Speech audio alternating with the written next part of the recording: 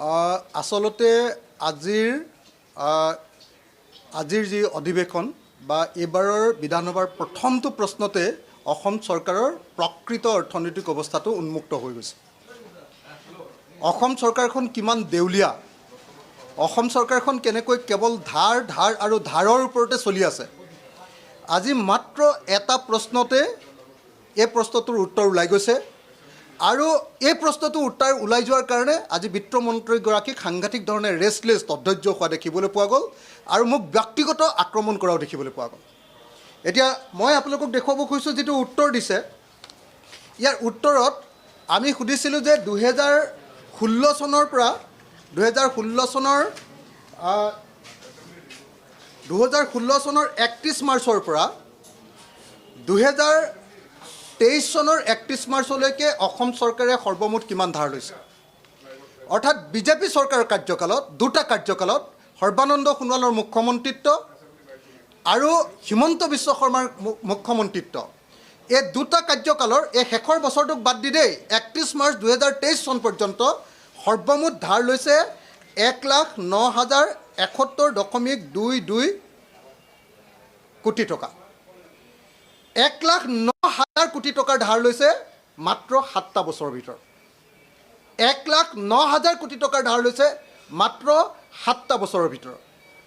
আপোনালোকে যদি চাই প্ৰত্যেকটো বছৰত কিমান ধাৰ লৈছে, 2016-17 বছৰত ধাৰ লৈছে 5,649.45 কোটি টকা।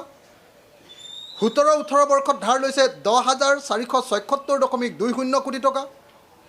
18-19 বৰ্ষত ধাৰ লৈছে 14,003.88 কোটি টকা।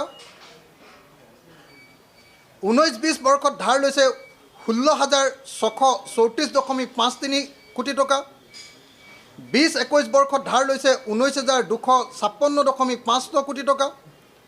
21-22 বৰ্ষত ধাৰ লৈছে 17,148.41 কোটি টকা আৰু 2022-23 বৰ্ষত ধাৰ লৈছে 25,902.16 কোটি টকা।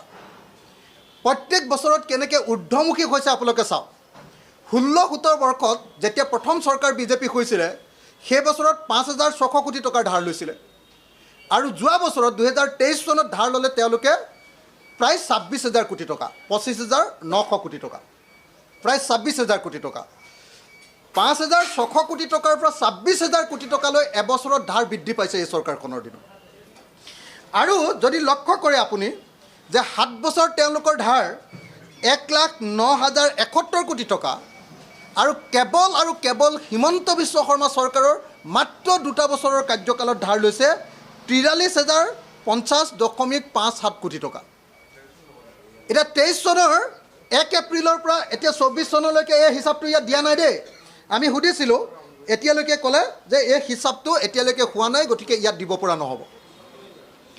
অকল 2টা বছৰত মুখ্যমন্ত্ৰী হিমন্ত বিশ্ব শৰ্মা চৰকাৰৰ দিনত ধাৰ লৈছে 43,050 কোটি টকা 57 লাখ। 43,050 কোটি 57 লাখ টকাৰ ধাৰ বিজেপি চৰকাৰৰ হিমন্ত বিশ্ব শৰ্মা চৰকাৰৰ দিনত ধাৰ লৈছে।